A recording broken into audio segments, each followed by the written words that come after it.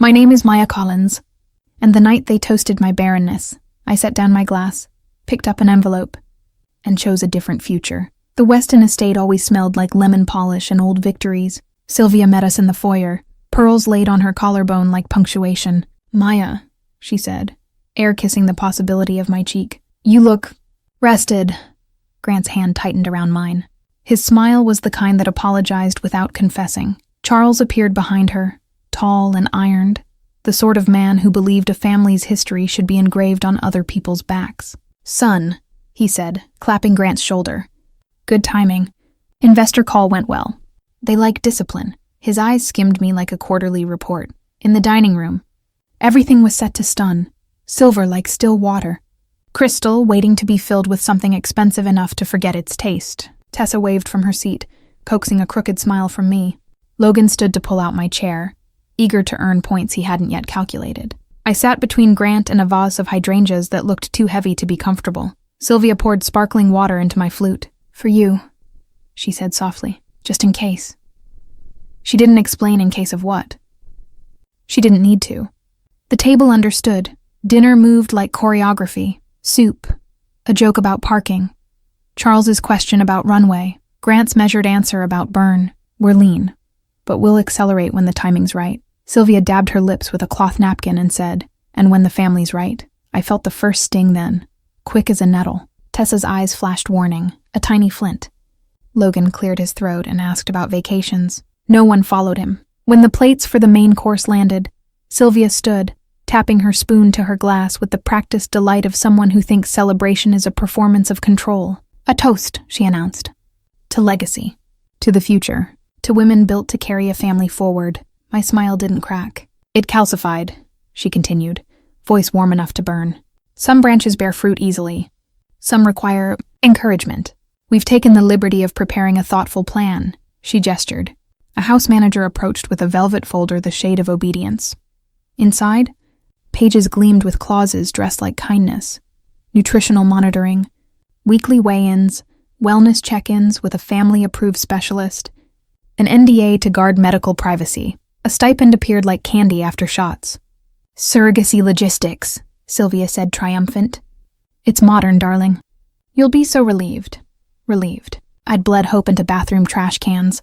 I'd memorized the shape of sonographer ceilings. I'd held a silence in my chest so heavy my ribs creaked. Relief wasn't what those pages offered. Relief is the breath you get to take when someone stops pressing your head underwater. Grant stared at his plate as if the words might rearrange themselves into an escape route. Charles lifted his glass. "Continuity," he said. "Weston is a covenant." He pronounced covenant like he owned vowels. I reached for my water. My hand didn't shake because I wouldn't let it. Tessa's foot brushed my ankle, a semaphore code that said, "I see you." Logan looked fascinated and frightened, like a man discovering the ocean is deeper than his surfboard. Sylvia slid the folder toward me. Nails perfect. Victory scented like gardenias. "We can begin screening next week," she said. "Our lawyers will liaise with yours, of course. We've also identified 3 donor options should we need to optimize." Grant's throat worked. "Mom, shh, sweetheart," she said. "Let the grown-ups organize." A small laugh rippled along the table, the kind that pretends it doesn't have teeth. I felt the envelope in my bag like a heartbeat under my palm. It held paper older than tonight's arrogance and kinder than this crystal. It held a life raft I'd stitched together while they monologued about legacies. I pictured my little apartment across town, the one with a plant learning the Windows habits. I pictured the NICU where tiny hands wrap around more than fingers. I pictured a teenager's guarded eyes and a caseworker's steady voice. And I pictured myself, not as a project to be solved by richer people, but as a woman who could sign herself into a different story. I smiled so they wouldn't see my hand shake and whispered to my envelope, "Tonight." Sylvia didn't bring dessert. She brought a binder labeled Family Solutions. It thunked onto the table like a textbook written by someone who hates questions. Tabs in tasteful colors. Surrogacy. Wellness. PR. Donor options. A monogram winked in the corner as if ownership could be embossed on biology. "Open to donor profiles," Sylvia said, sipping approval. "These are pre-vetted. Stanford. Tall. No family history we don't like. Athletic line for strong boys." She smiled at me. "If we must engineer, we will engineer magnificently." I turned a page. Surveys answered by strangers about favorite books and philosophy of family. Photos blurred just enough to be conceit-proof. A clause starred in the margin. Any resulting child will carry the Weston surname exclusively, with all naming decisions approved by the Weston elders. Brand continuity, Charles said, pleased that his vocabulary could lift barbells. I have a last name, I said. You have a married name, he corrected.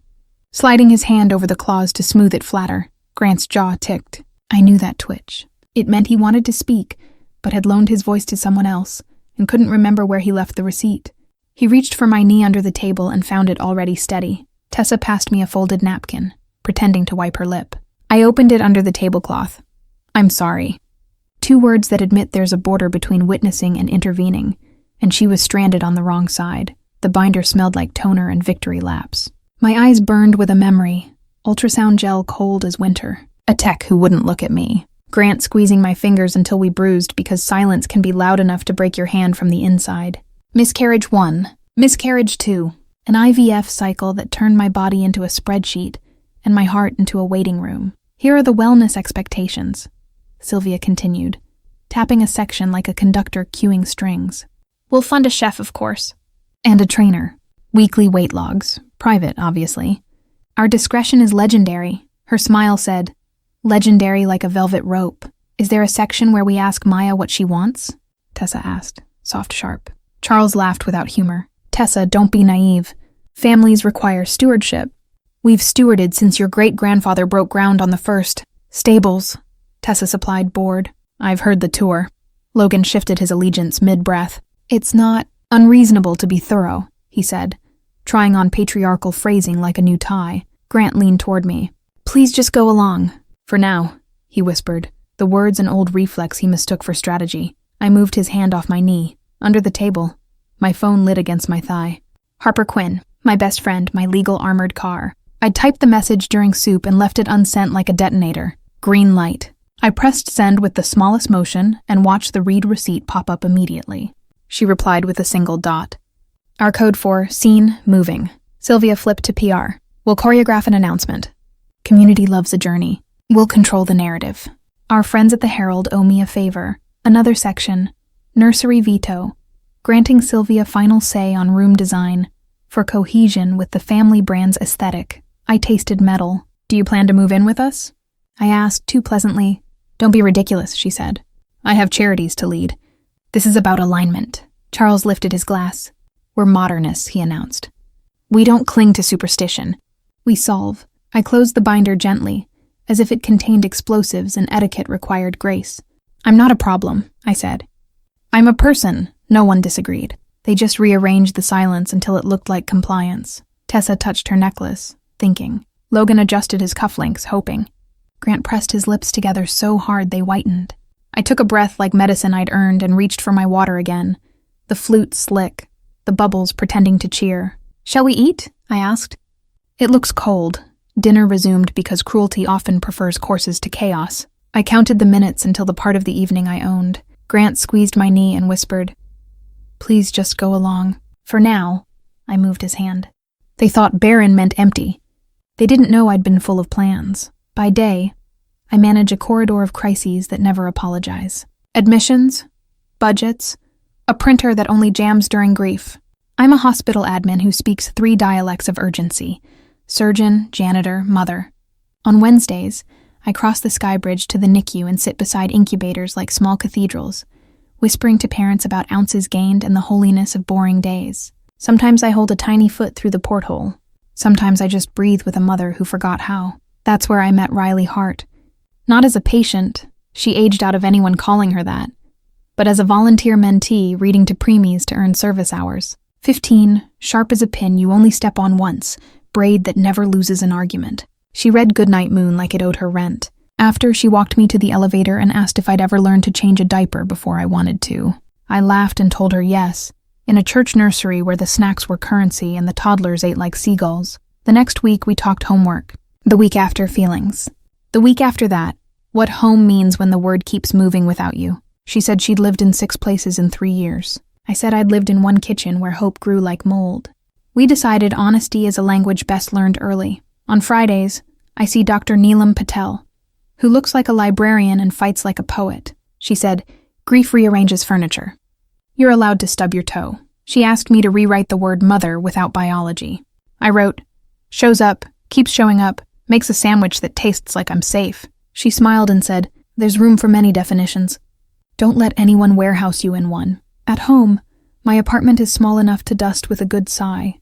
A pothos tries its best on the windowsill. The place smells like coffee and eucalyptus sometimes, like toaster waffles when my body needs uncomplicated love.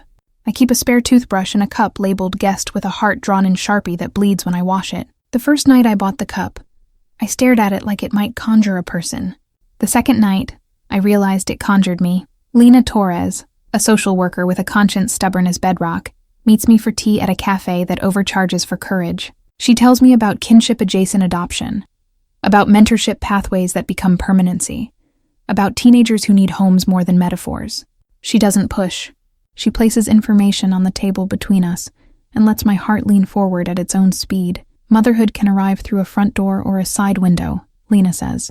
Either way, the house is real. I start making lists. Fire escape routes, grocery staples Riley likes, chore charts that aren't punishment disguised as structure. I text Marisol down the hall about a secondhand dresser. She texts back a photo of a sturdy thing with a scratch that looks like a comet. It's seen some wishes, she writes. In the hospital stairwell one afternoon, my phone buzzes. It's Riley sending a photo of a dog with a grin bigger than its face. If I ever live somewhere I can have one, I'm naming her Midnight. I type back, Midnight would be lucky.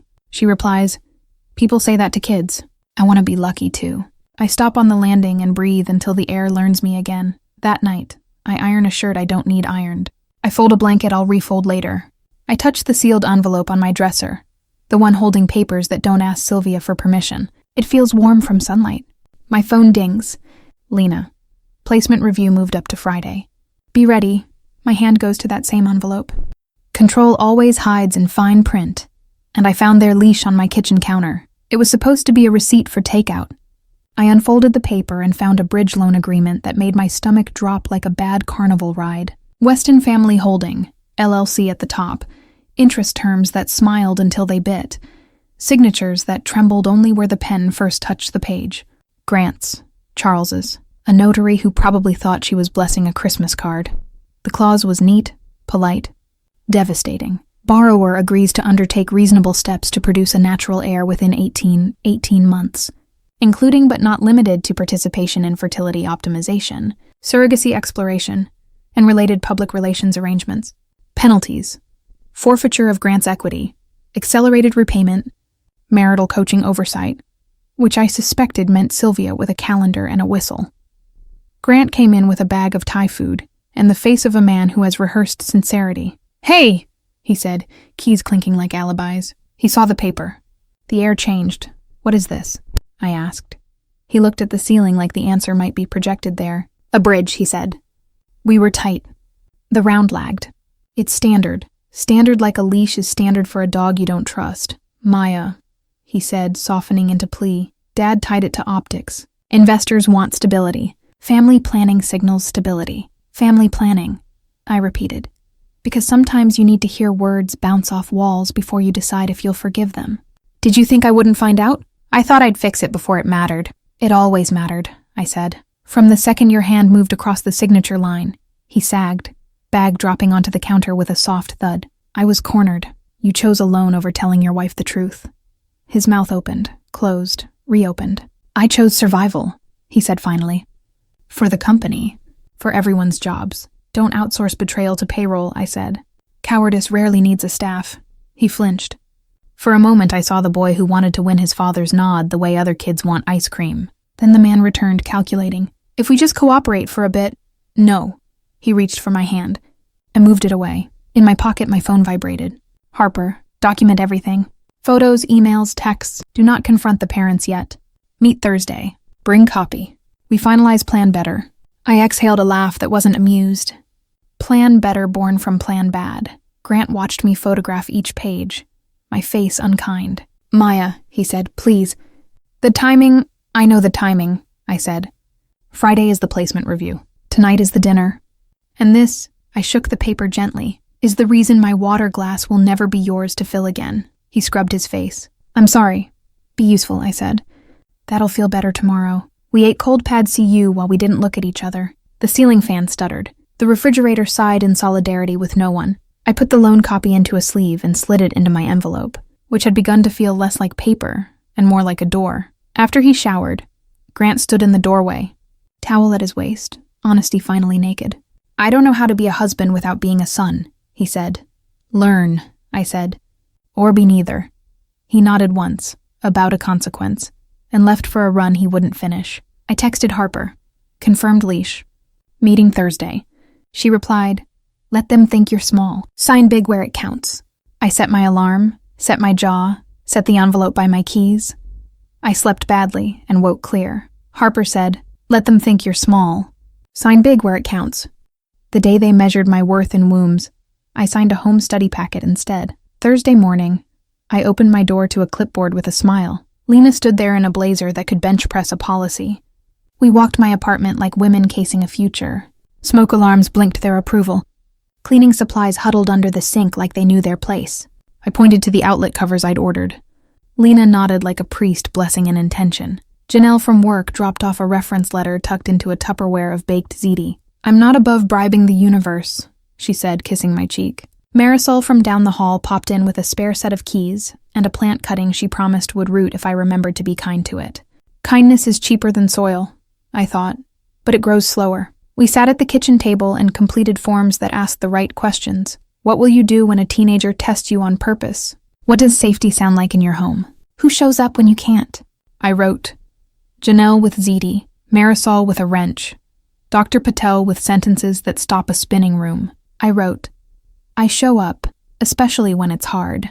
Lena asked me to list deal breakers. I wrote, cruelty, hopelessness as decoration, anyone using love as leverage. I did not write. Sylvia. Background checks hummed through systems faster than they used to. The city had learned where to put urgency. Dr. Patel emailed her reference with the tidy ferocity that lives in women who've been underestimated for sport. She wrote about my capacity for repair, for humor that doesn't aim down, for showing up to grief without correcting its grammar. Riley texted during a break. They say my foster mom might move me again. Then, in a second bubble, as if the first one were a crime, I hate packing. I typed back, I know that hate. I'm building something you don't have to pack from. 3 dots. Then, would you ever choose me? The question sat between us like a bridge we hadn't decided to cross. I typed, deleted, typed again, yes, carefully. Honestly, with help, yes. Harper arrived with coffee, lipstick like a warning flare, and a folder labeled, in case of sabotage. She spoke briskly. Separate bank account. Done. New phone plan. Queued. Rental agreement.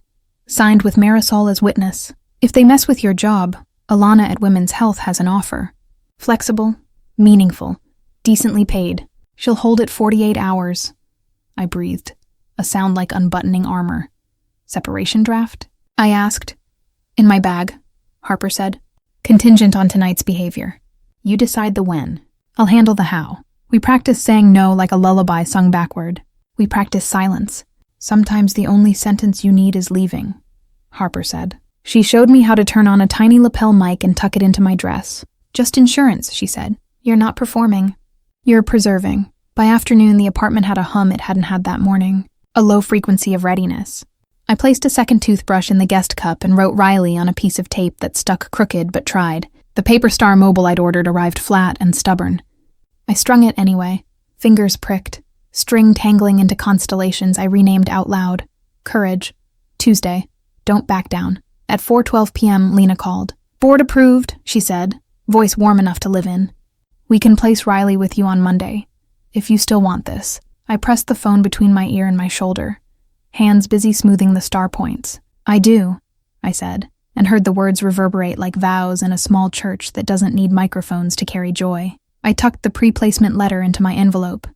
Keys, offer letter, sabotage file, separation draft, a different kind of dowry. My future stopped waiting and stood up. I looked at the envelope and said, I do. If you practice kindness, it becomes instinct. They practiced control. Back to the estate. A butler I'd never met before pulled out my chair like he'd been cast as restraint. Place cards corralled us. Sylvia placed me between Grant and her line of sight.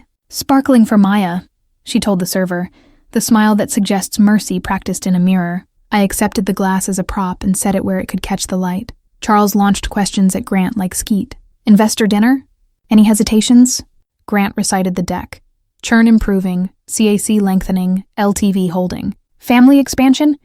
Charles added, casual and loaded. Signal stability. He looked at me when he said stability, as if the syllables were doors I was required to hold open. Tessa tried to talk about a book she loved. Charles cut her off mid-sentence to ask if Logan had secured the wine sponsorship for the next gala. Logan pivoted mid-breath.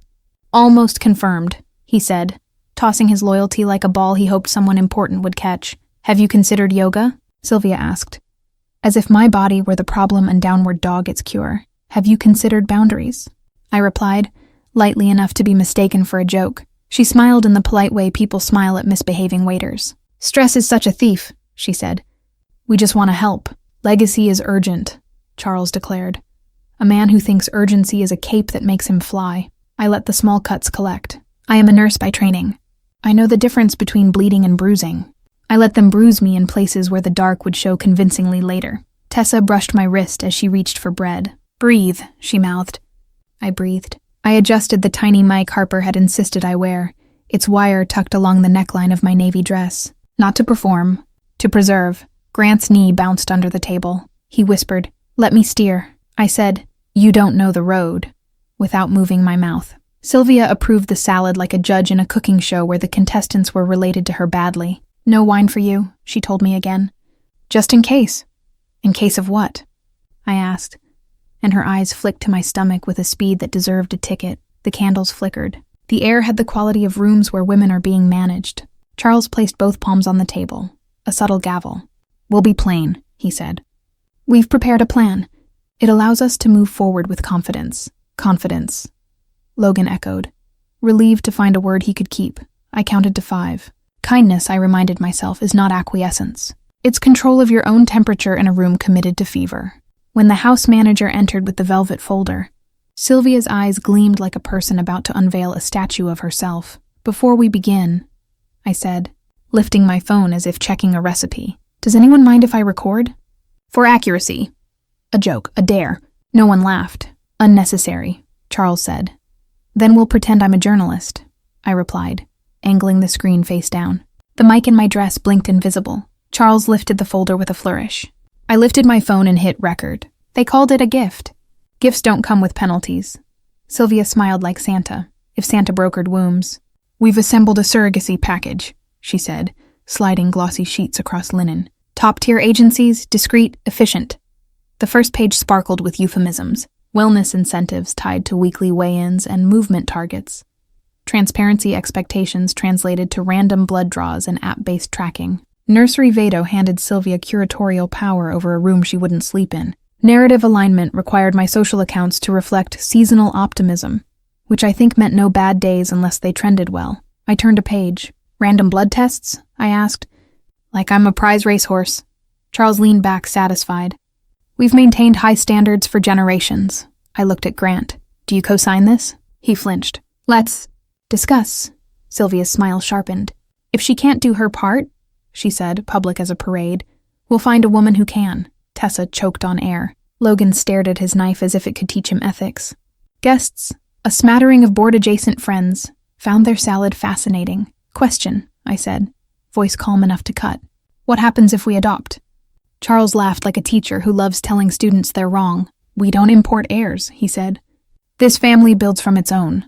"Import," I repeated, tasting the rot.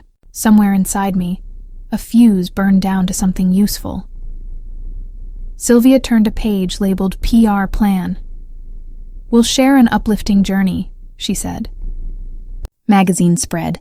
"We donate to a foundation. Women love philanthropy with a baby in it. Women love autonomy," I said. "With or without." Charles couldn't hear over the sound of his own surname. "An heir stabilizes the cap table," he said, forgetting we were pretending this was about love. Grant reached across the table as if he could yank the words back. "Dad, facts are not offensive," Charles replied. "They are facts. Investors like facts." My hand found the velvet edge of the folder. It felt like the stage curtain on a play where the ending had been written by a man who'd never stayed for the talkback. I slid the contract back toward Sylvia. "Keep it," I said. "It matches your conscience." Her smile faltered. "We're trying to help. You're trying to colonize," I said gently. "The way you tell a patient their blood pressure is trying to be a headline." A server cleared plates with the delicacy of someone removing evidence. The air pressure changed. The house itself listened. I set my napkin down and let the words I'd been practicing in therapy find their shape. My body isn't a family project, I said. My marriage isn't a cap table. If motherhood arrives here, she'll knock on my door, not your spreadsheet. Sylvia's fork froze in midair, pearl handle catching light. What does that mean? It means tonight, I said, you'll meet a definition of family you can't purchase. Her fork hovered, trembled, somewhere in the house. A clock chimed an hour that belonged to a different era. I could feel the envelope in my bag warming like a coal, ready to light the room honestly. I checked the mic's battery with a fingertip, still green. I checked my breath, steady. I checked Grant's face, complicated. I couldn't fix it tonight and wouldn't try. My job was smaller and bigger. Tell the truth. Walk out upright. I took a sip of sparkling water because ceremony has its place.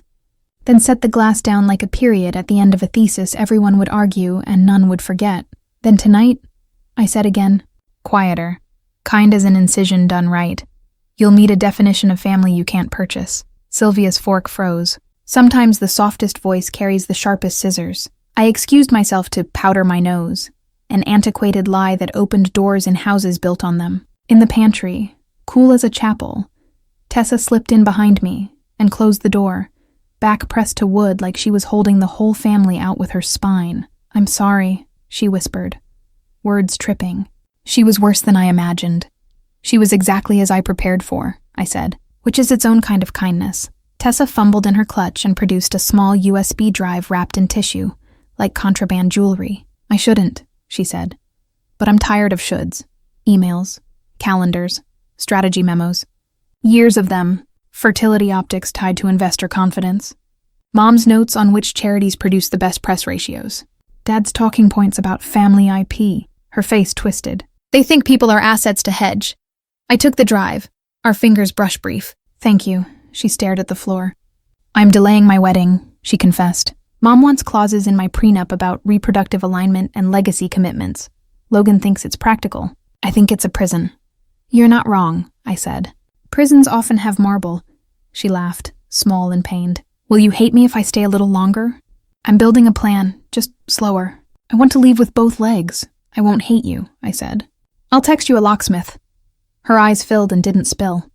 Logan's nice, she said as if apologizing. Niceness isn't the messiah. No, I said. It's a doorman. Sometimes it lets monsters in because they tipped. She inhaled like medicine. Harper texted you, she added. When Mom said strays, I saw your phone light.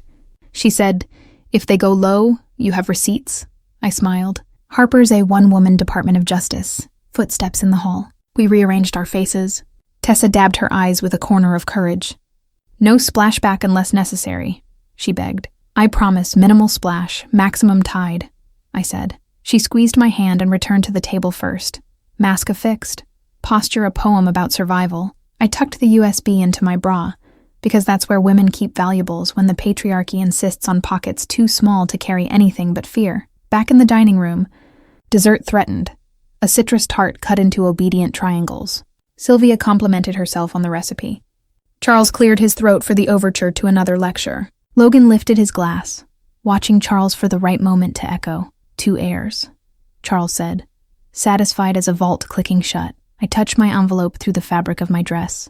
To daughters, I thought, born, chosen, arriving on Monday with a backpack and a wary heart. To the women at this table who will save themselves in increments. To the version of me who stopped auditioning for a family and started recruiting one. Grant leaned in, voice low. Maya, please. Can we not? Breathe, I said. And he did, out of practice. Tessa caught my eye and tilted her glass toward me. A private toast, to people. I tilted mine back. 2 exits. Sylvia asked for silence that everyone already knew how to give her. A word, she announced, preening. She glanced at my untouched tart. Aren't you eating, dear? Sugar helps the mood. I'm managing, I said. She smiled the way a snake smiles if it could. Good girl. Somewhere under the tablecloth of the universe, something shook off its leash. I kept my face smooth, my mic live, my future on paper within reach. Charles raised his glass. To heirs. I touched my envelope and thought, to daughters. Insults echo. I made sure the second echo had witnesses. Sylvia lifted her flute and began the toast I would remember in syllables. Family, she said, letting the word feel heavy. Some women are born nurturers. Others are decorative, a polite titter. She leaned toward me with the intimacy of a knife. Maya, darling, you've been so brave. We know it's not your fault. Biology is unfair, but legacy is duty. We must think of solutions. Mom, Grant said, the syllable a sandbag. He didn't move another. I stood. The room did that thing rooms do when someone breaks choreography. It held its breath to punish the dancer. I counted to 4. Dr. Patel's prescription for not burning the place down. Could you clarify? I asked, my voice made of glass and something smarter. Sylvia beamed, thinking I'd decided to surrender prettily. Bloodline, she said. We don't dilute. We maintain a pure Weston line. No strays. Phones rose like sunflowers finding light. Guests pretended they weren't listening, which is how you know they're hungry. I nodded, as if examining a museum piece under good lighting. And women who don't or can't carry children?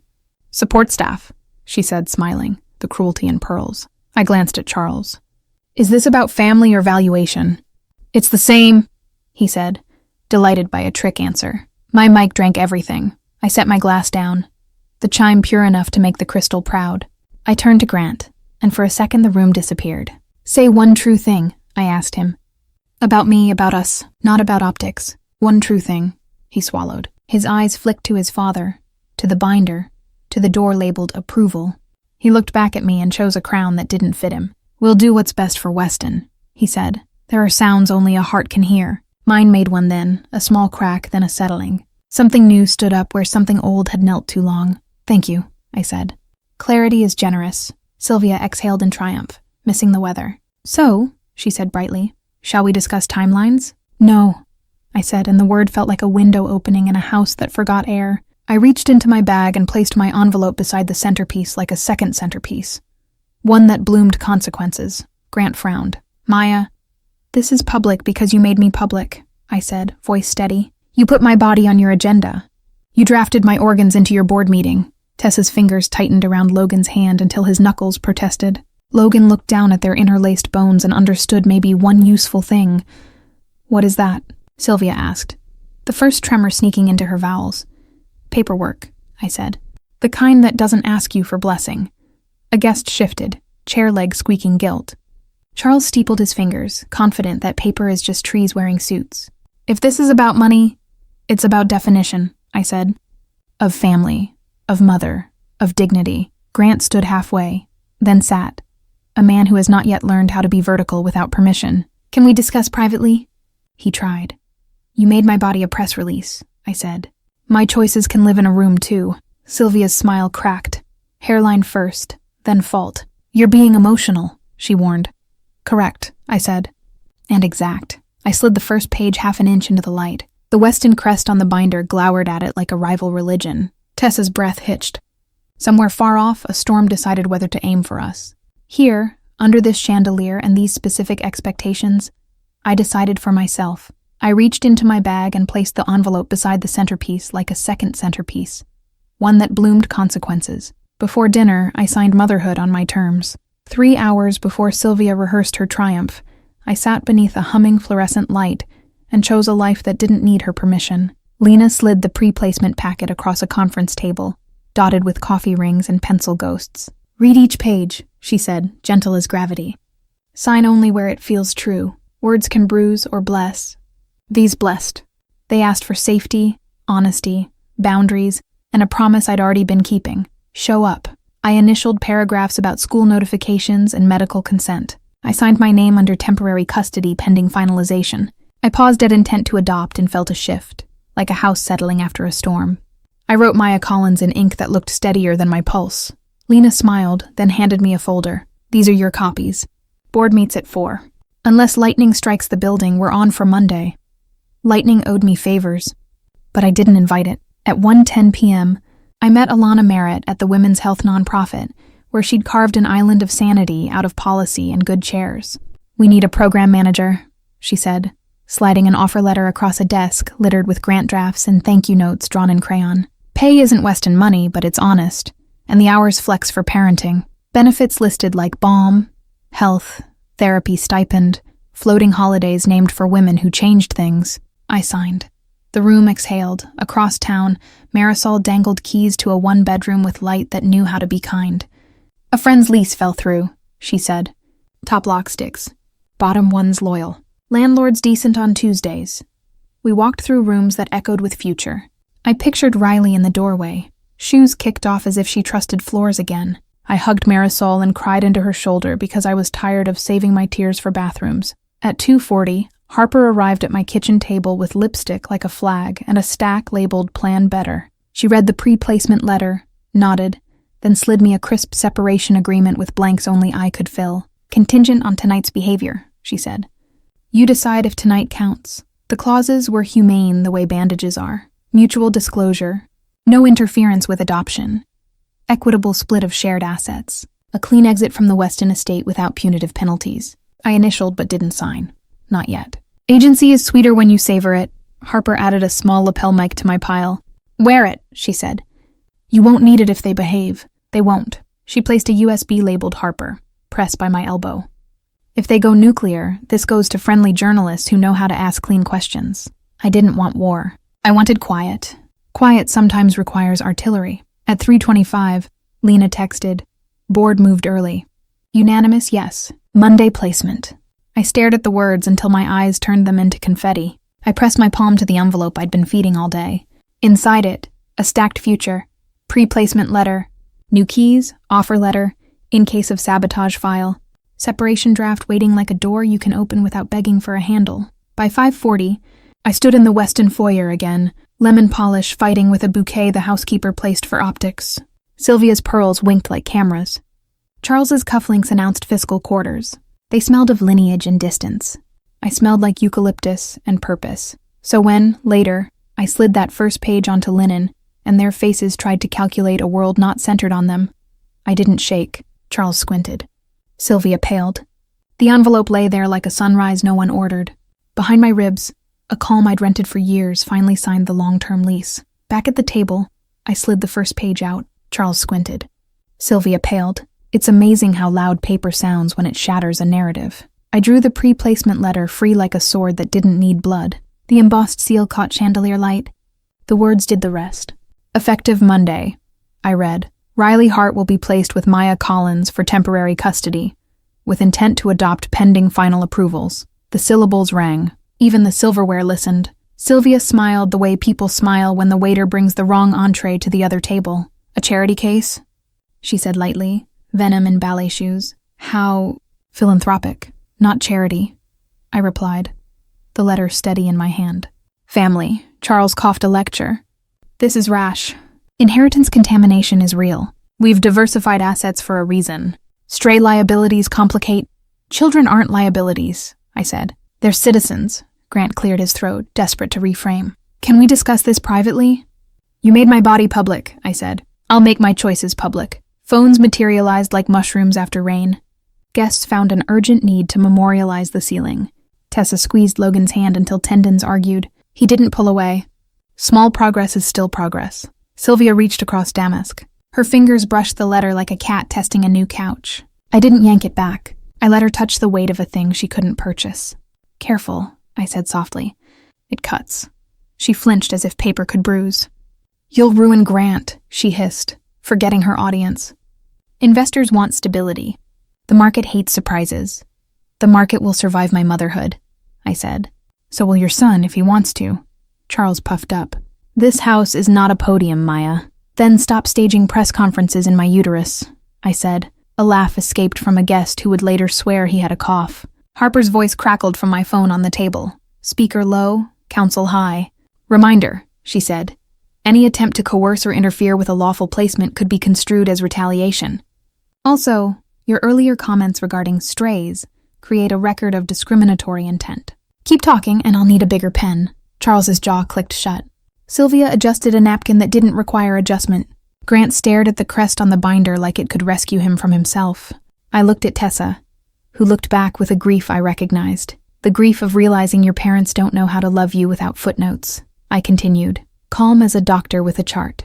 "Riley is brilliant and wary. She reads to babies and collects words that feel like they might keep her. She likes dogs with too much joy and cereal at night. On Monday, she's coming home." "Home," Sylvia repeated. as if auditioning for the role. Where? Certainly not here, I said. Here is where empathy gets its shoes muddy. Language, Maya, Charles warned. Like I was 8. Language is why I'm free, I answered. Sylvia's hand moved again. I let it hover near the letter until she understood I would not slap it away, but would also not surrender a syllable. Boundaries can be invisible and still stop tanks. Silence pulled a chair. Even the hydrangeas seemed to lean closer. I slid the letter back into my envelope with ceremony and placed it beside the crystal that had heard so many toasts to everything but truth. Sylvia, I said gently, you can keep your binder. I'll keep my family, she said. Brittle. We'll both get what we keep, I replied. Sylvia reached for the letter.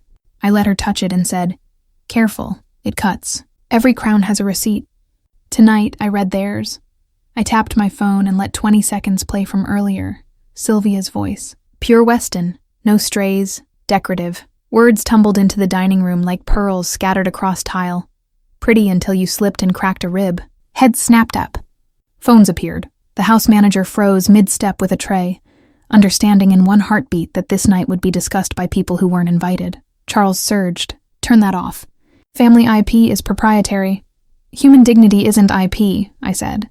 It's non-transferable. Context matters, Sylvia snapped. The context is a uterus, I said, and a teenager who deserves a door with her name on it. Harper's voice from the speaker settled like the law wearing slippers. Quick primer, she said.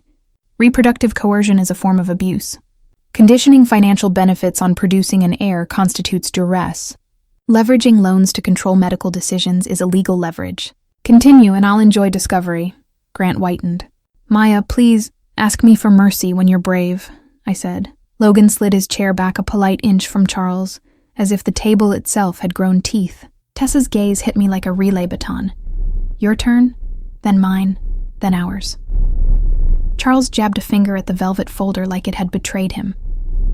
We offered solutions.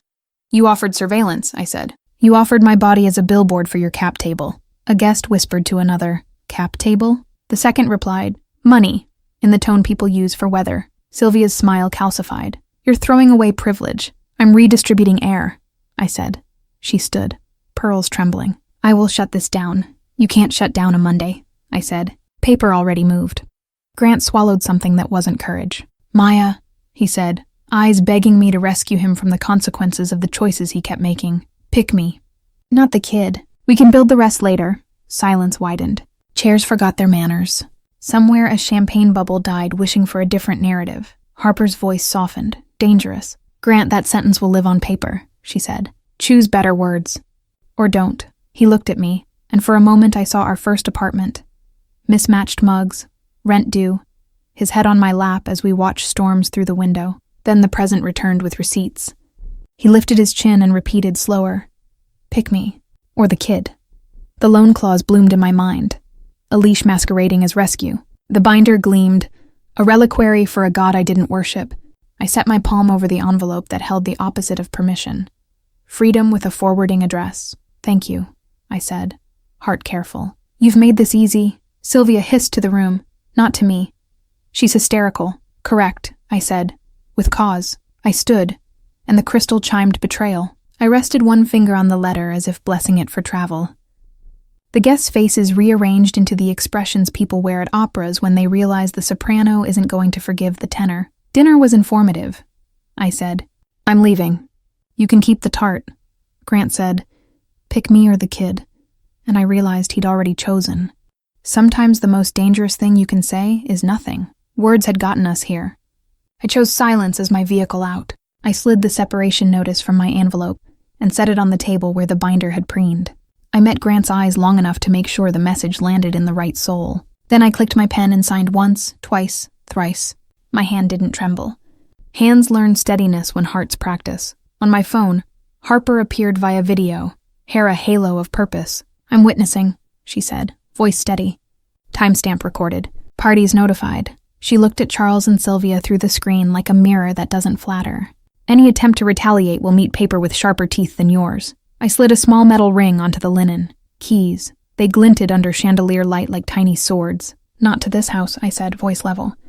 To a door that locks for love, not leverage. Sylvia made a sound an animal makes when it realizes the fence is decorative. You're making a spectacle. No, I said softly. I'm performing a boundary.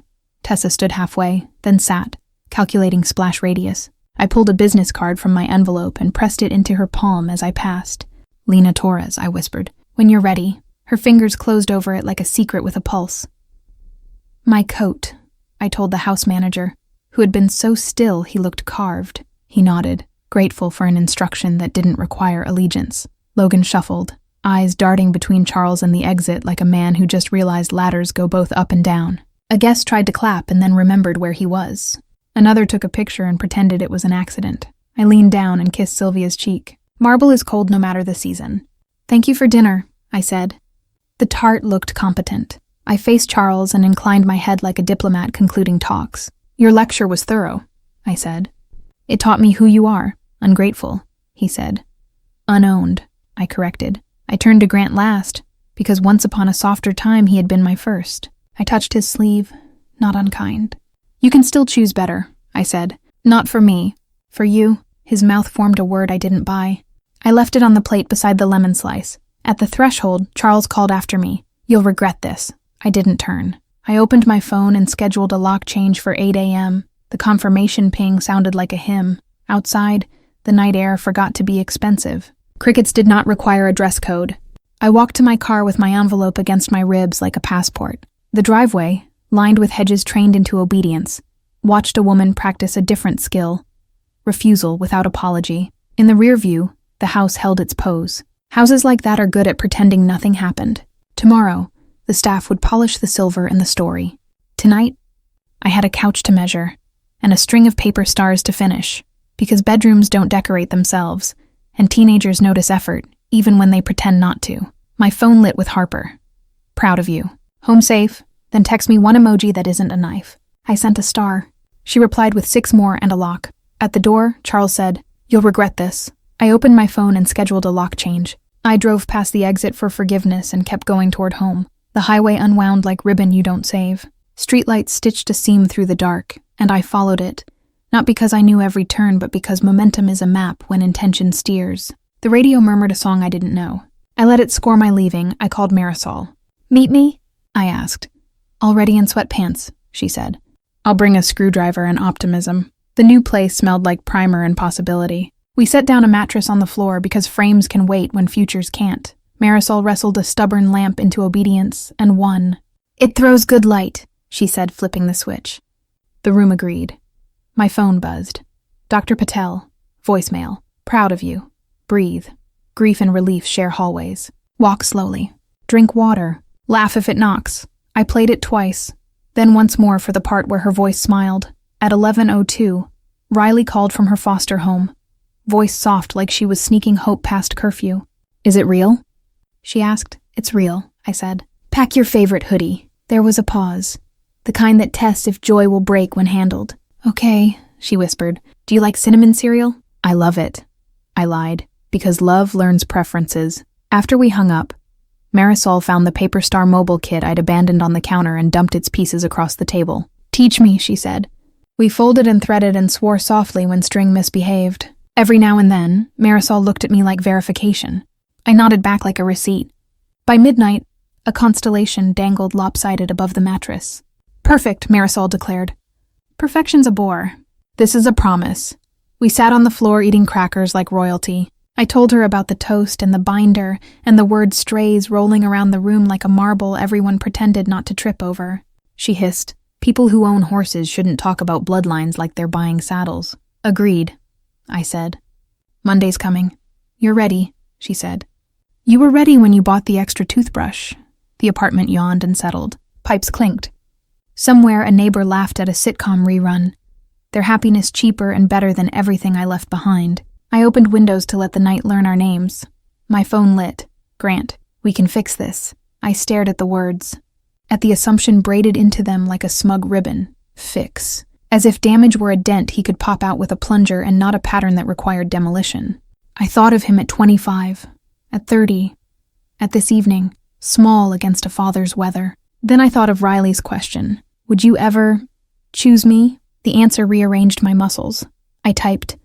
I already did. The 3 dots appeared, blinked, vanished. Silence returned, the good kind. I turned off the lamp. The stars glowed faintly in the dark, cheap phosphor pretending at cosmos. It was enough for tonight. On the counter, my envelope waited. Thicker than this morning. Lighter than this decade. I slid it into a drawer, not because I needed to hide it, but because I trusted it would still be there when I woke. Trust is the luxury I'm teaching myself. I lay on the mattress and listened to the building breathe. Somewhere, an elevator sighed like an old woman. Somewhere, a baby cried and then didn't. I put my palm on the place where fear lives and said, "Shh." It listened. A text from Grant. "We can fix this." I replied. I already did. Some Mondays are just another day. This one was a birth.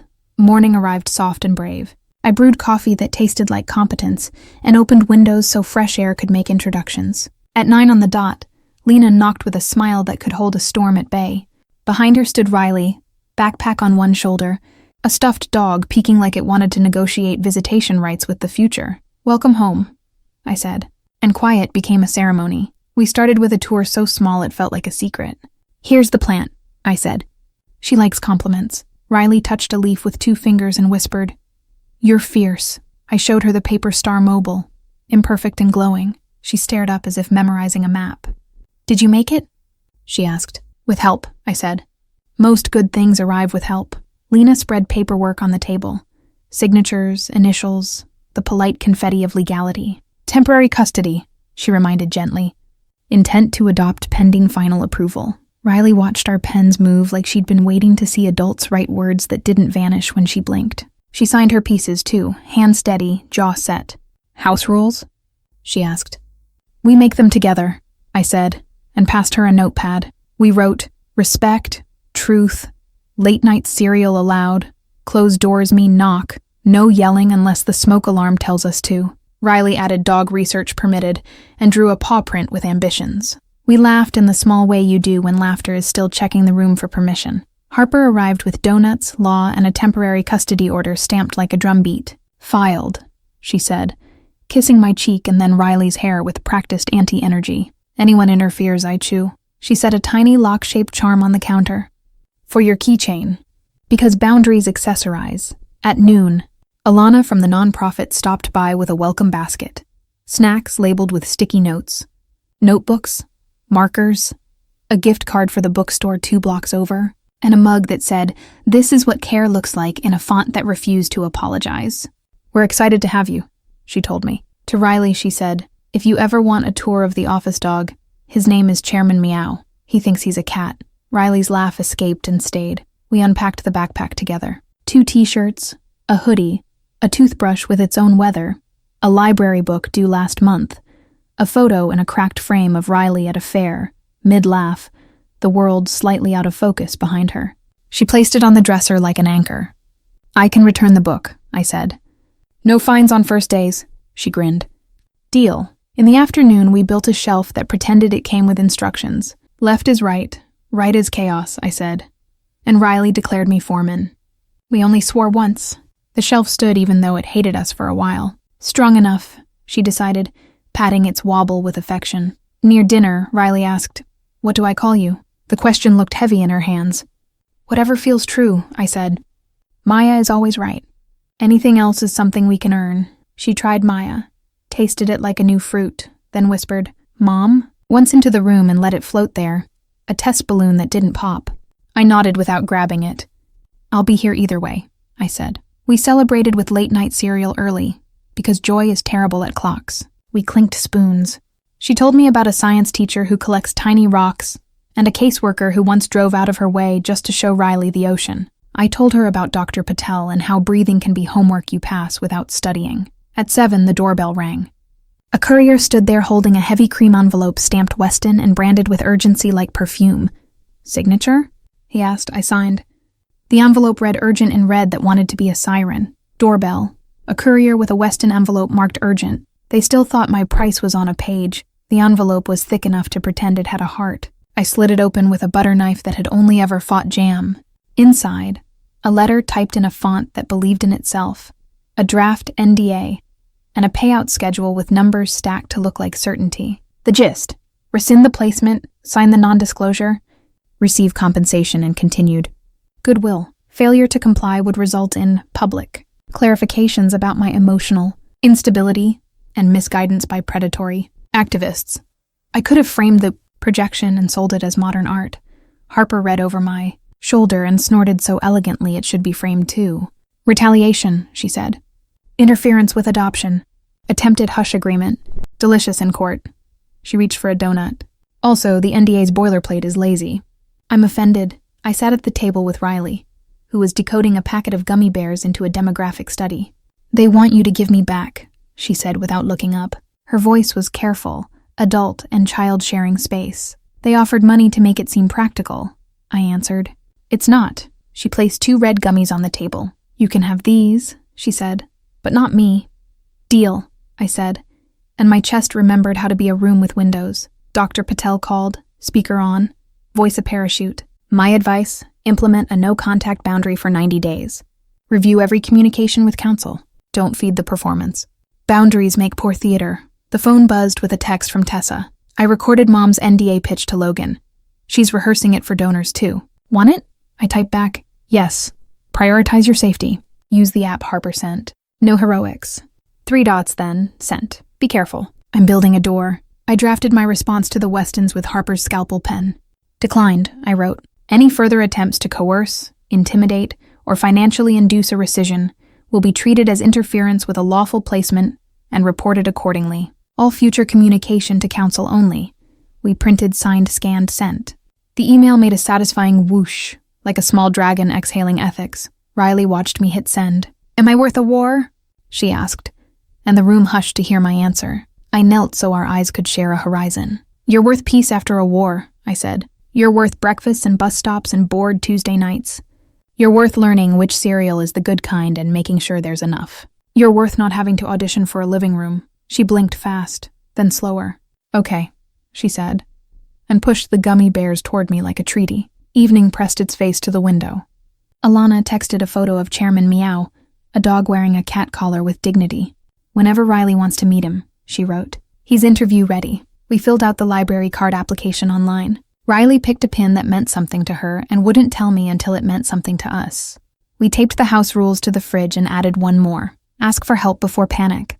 She wrote it herself, handwriting a bridge. My phone lit with an unknown number. I answered because courage shouldn't screen calls that matter. Sylvia's voice poured through, velvet dipped in threat. Since you won't be reasonable, she said, we'll be public. The city loves a story. We'll tell ours. Tell whatever helps you sleep, I said. Truth sleeps fine here. Her inhale whistled like a kettle. Then we'll go public, she repeated, and the line clicked into triumph that hadn't met Tuesday yet. My phone lit with an unknown number, and Sylvia's voice said, then we'll go public. They wanted a scandal. I offered a boundary. By noon, the Westons fed the rumor mill a sanitized narrative, mutual separation, differing family visions, ongoing affection. A photo of Grant looking contrite in perfect lighting accompanied the statement. It was all tone, no fact, like a staged living room no one is allowed to sit in. I wrote 3 sentences and pressed post on a background the color of calm. Family is chosen and protected. Medical decisions aren't group projects. We're building a quiet life that doesn't need your applause. I turned off comments on my page and turned them on at the nonprofits, where Alana had pinned a donation link for foster youth services. Support arrived wearing names I knew from the NICU and names I didn't. Parents who'd sat with me under fluorescent lights. Nurses who'd handed me jokes when I ran out. Once preemies, now kindergartners with gap-toothed grins sent via DM. The internet made a noise I rarely trust. This time it sounded like a crowd holding open a door. Logan issued a bland PR statement about respecting privacy and community values. It said nothing, which was better than what he usually said when Panic asked for an opinion. Tessa went quiet online, and silence from a Weston was louder than any headline. Grant texted one word, sorry. I typed back, be better. He sent a full paragraph that apologized for the wrong things to the wrong person. I put my phone face down and built a bookshelf with Riley instead. We spent the afternoon painting the mobile gold, fingers sticky, laughter gold too. It looks like a galaxy that got good news, she said. We hung it and the room learned a new shimmer. Marisol stopped by with plant food and therapy wisdom disguised as gossip. Sometimes the most generous thing a rich person can do is leave you alone, she said. Watering the pothos like a sermon, I forwarded Tessa's audio to Harper. Clean, time-stamped, incriminating in the slow, boring way courts admire. Harper filed it somewhere safe and texted back a thumbs up wrapped in a warning. We escalate only if necessary. Keep being boring and lawful. It terrifies them. Riley asked if people were mad at me. Some, I said. Some are relieved someone said the quiet part out loud. Some are buying popcorn. We don't perform for them. What do we perform for? She asked. Dinner, I said, and library cards. An ordinary Tuesday joy. We cooked pasta that clung to the spoon like a compliment. Riley told me about a book where a girl keeps a list of things she wants to remember when she feels small. We started our own list on the fridge. Item 1, lamp that throws good light. Item 2, spoon that kept stirring. Item 3, Mom said yes. She wrote that last one. Careful, small, aloud. As evening came, I drafted a thank you note to the NICU staff who taught me the theology of ounces. I considered sending flowers and then sent extra snack packs to the nurse's station instead. Flowers wilt. Snack packs testify. At 9, the apartment settled. Chairman Meow snored in a video Alana sent. Riley made a fort out of blankets and dignity. I made tea that tasted like not needing permission. Then, a knock. Not polite, not violent, urgent. Through the peephole, Tessa. Makeup smudged, hair in a tremor, a suitcase clutched like a confession. When I opened the door, her face collapsed into honesty. I said no to the prenup, she whispered. I said no, and Mom said I don't understand legacy. And Dad said he'd review my trust, and Logan said he's sure we can compromise, and I said no again. And then I couldn't breathe. You can breathe here, I said. She stepped in. The suitcase toppled, then recovered. Riley appeared in the hallway. Fort hooded over her head like a small comet.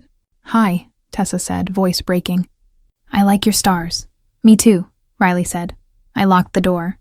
The apartment exhaled. Late that night, a knock. Tessa on the stoop, eyes red, suitcase in hand. The last time I left their house, I didn't slam a door. I opened one. Morning brewed courage alongside coffee. Tessa sat at the table in a sweatshirt that said, Not your muse, stirring oatmeal like it might volunteer answers. I refused the prenup, she said, steady now. Mom wants clauses about fertility, image approvals, even wardrobe during pregnancy. Logan called them industry standard. I told him I'm not an industry. She swallowed. I told him I'm a person, and persons don't come with toggles. You can stay as long as you need, I said. I slid Lena's card across the table. Exit plans like paperwork, I added. They enjoy being written. We turned breakfast into a ceremony. Pancakes, syrup rivers, bad coffee that tasted like a compliment because freedom sweetens everything. Riley laughed. Really laughed.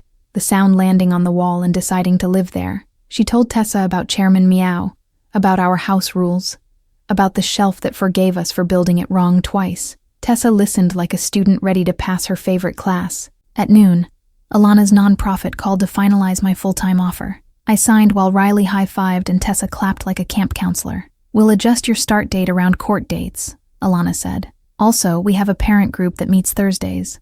We swear, no icebreakers about your favorite trauma. In the afternoon, I clicked a link in an email from a community college named after a woman who used to be called Difficult. I enrolled in night classes for social work. Because if a door saves you, you learn how to build doors. Riley made a study calendar and decorated it with gold stars that matched our mobile. We're an academic household, she declared, serious and radiant. We walked to the bookstore, turned our library cards into power, and came home with a stack. Novels with girls who refuse second drafts written by other people.